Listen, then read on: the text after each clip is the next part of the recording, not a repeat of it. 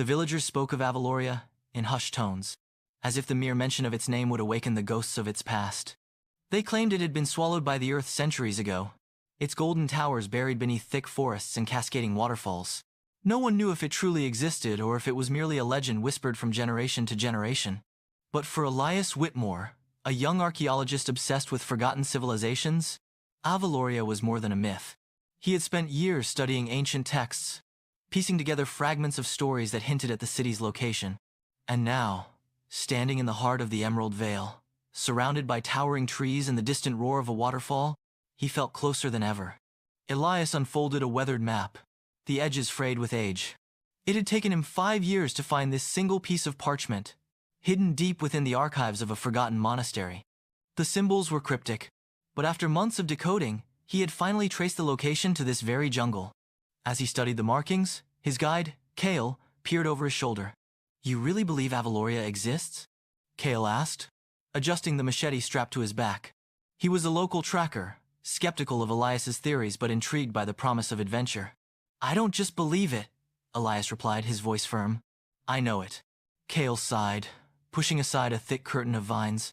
"Then, let's find your lost city before the jungle swallows us too." The jungle was a labyrinth of tangled vines, giant ferns, and towering trees that blotted out the sun. Parrots screeched overhead, and unseen creatures rustled in the undergrowth. Days bled into weeks as they hacked their way through the dense vegetation, following the cryptic clues on Elias's map. Doubt gnawed at Kael, but Elias's unwavering belief kept them going. Then, one afternoon, as they crested a small hill, they saw it. A section of the jungle had been inexplicably cleared, revealing a massive stone wall, partially overgrown but undeniably ancient. It was a section of a city wall, made of intricately carved stones, some still gleaming with traces of gold. Aveloria.